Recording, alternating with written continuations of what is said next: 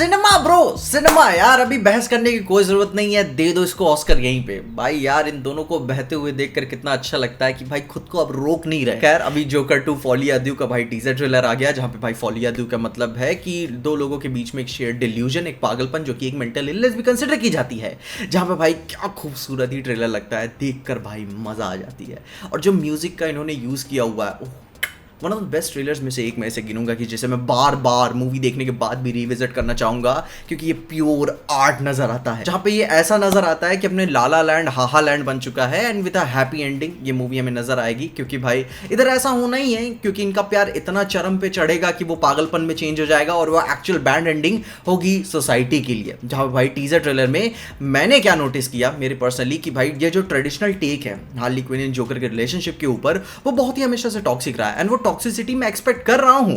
मगर भाई हम ये भी नहीं भूल सकते कि ये शुरू का प्यार है, जहां पहले दूसरे की हर चीज बहुत ही अच्छी लगती है, उसकी कमियां भी। तो भाई यहाँ पे अपने ट्रेडिशनल टेक से हटकर इस बार यहाँ आर्थर ही है जो जोकर की लाइफ को छोड़ रहा है एंड वो इसीलिए अपने फैंस कॉस्प्लेयर्स से भाई भाग रहा है। भाई उन्हें भाई फेस नहीं कर सकता कि क्या इन्फ्लुएंस का बीज उन्होंने समाज के बीच में छोड़ के रखा हुआ है। मगर कहानी में वो हार्ली क्विन ही है जो उसे उसके असली जानवर को रीडिस्कवर करने के लिए प्रेरित करती है कि I want to see the real you. जो कि यहीं पे टॉड फिलिप्स ने कहानी को एकदम से ही पलट दिया कि अब हार्ली चाहती है कि जोकर वापस आए, उसे एम्ब्रेस करे। क्योंकि ट्रेडिशनली हार्ली को तो भाई यही पसंद था कि भाई जोकर ये चिरानपंथी छोड़कर उसके बच्चों का बाप बने, लेकिन उस टाइम बीच में बैटमैन का लव ट्रायंगल फंसा रहता था तो काम नहीं हो पाता था। खैर मैं फिर भी जोकर के ऊपर भरोसा नहीं कर सकता, वो बहुत ही अनप्रेडिक्टेबल इंसान है, क्या पता एंड में हार्ली को ही मार दे, तब क्या करेंगे। मगर इस ट्रेलर में अगर मुझे कोई सबसे ज्यादा खूबसूरत शॉट कोई लगा तो आई मीन जो मेरा दिल जीत लेता है पर्सनली, तो भाई वो है टॉम जोन्स के गाने के साथ जो ट्रांजिशन आता है, जो गाना आप इनको नहीं सुनने को मिलता है, वो the world needs now is love, sweet love.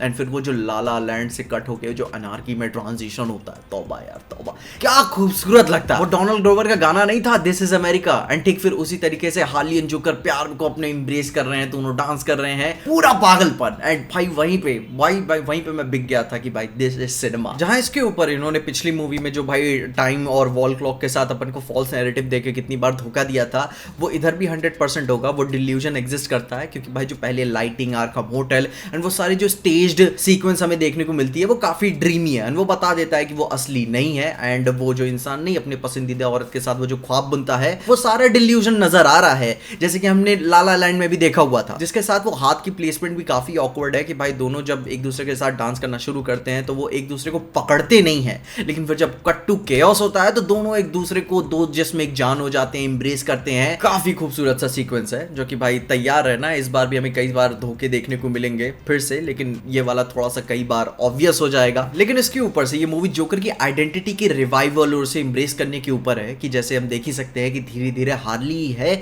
जो आर्थर को उसकी जोकर वाली शख्सियत उसे वापस देती है। वहीं उसके साइड में जो भाई जोकर के रियल लाइफ के कॉपी कैट्स हैं उसे भी भाई डील कर रहा है। एंड बहुत हद तक ये हो सकता है कि टॉड फिलिप्स जोकर होना क्या होता है उसके ऊपर भी अपना तंग और व्यंग रख सकते हैं, क्योंकि it's not just a simple mask कि आप उसे पहन के उतार दो, वो आपके रग रग में घुस जाता है जोकर होना। एंड आपके अंदर रत्ती भर भी वो शख्सियत नहीं बच पाती, वो व्यक्ति ही आपके अंदर मर जाता है जैसे आप कभी इंसान कहा करते थे। Where we can also see कि कई लोग जोकर को सपोर्ट भी कर रहे हैं, जब वो कोर्ट जा रहा होता है तो कई लोग उसे गिल्टी एज चार्ज भी ठहरा रहे हैं, जो कि सही बात है, उसे मर ही जाना चाहिए। मगर जोकर को फाइनली ऐसा अपना पर्पस मिल गया जिसकी वजह से अब वो दोबारा जेल नहीं जाना चाहेगा एंड फाइनली जोकर जोकर बनेगा जब वो प्लान करता है। क्योंकि भाई हार्ली से पहले उसका मोटिवेशन बैटमैन हुआ करता था जेल ना जाने के लिए, लेकिन अब यहाँ हार्ली है तो वो सब कुछ करेगा अपने आप को बचाने के लिए, अपने प्यार को बचाने के लिए और अपने प्यार को भाई शोकेस करने के लिए। जहां एंड में स्टीवन कोगन पूछते भी हैं कि भाई आर्थर को बदला किसने, वो जो उसका थेरेपी सेशन चल रहा होता है, जिसका आंसर है कि हार्ली। क्योंकि भाई ये जोकर वाला फेज उसका गुजर गया था, लेकिन वो हार्ली थी जिसने उसे रियलाइज कराया कि भाई वो उसके लिए मायने क्या रखता है और वो अब अकेला नहीं है, सबको प्यार करने की जरूरत है। और यही मूवी का मेन ग्रैंड मैसेज है जो कि भाई काफी खराब तरीके से शोकेस किया जाएगा। जिसके ऊपर से मुझे पिग मूवी का एक निकोलस केज का डायलॉग याद आ रहा है कि जिंदगी में बहुत कम चीजें होती हैं परवाह करने लायक, इसलिए आप उसे बहुत ही पकड़ के रखते हो और काफी गंदा हो जाता है जब आप इसे छोड़ते नहीं। खैर तुम्हारे लिए जोकर क्या मायने रखता है, अपनी ओपिनियंस में कमेंट जरूर बताना। एंड मैं उम्मीद करना चाहूंगा कि भाई काश मैं जोकर के ऊपर और वीडियोस बना सकूं। It all depends on engagement. तुम अपने ओपिनियंस में जरूर बताना, परफॉर्म करी तो हम वापस आएंगे। बाकी तब तक के लिए देखते रहिए पीजे एक्सप्लेन।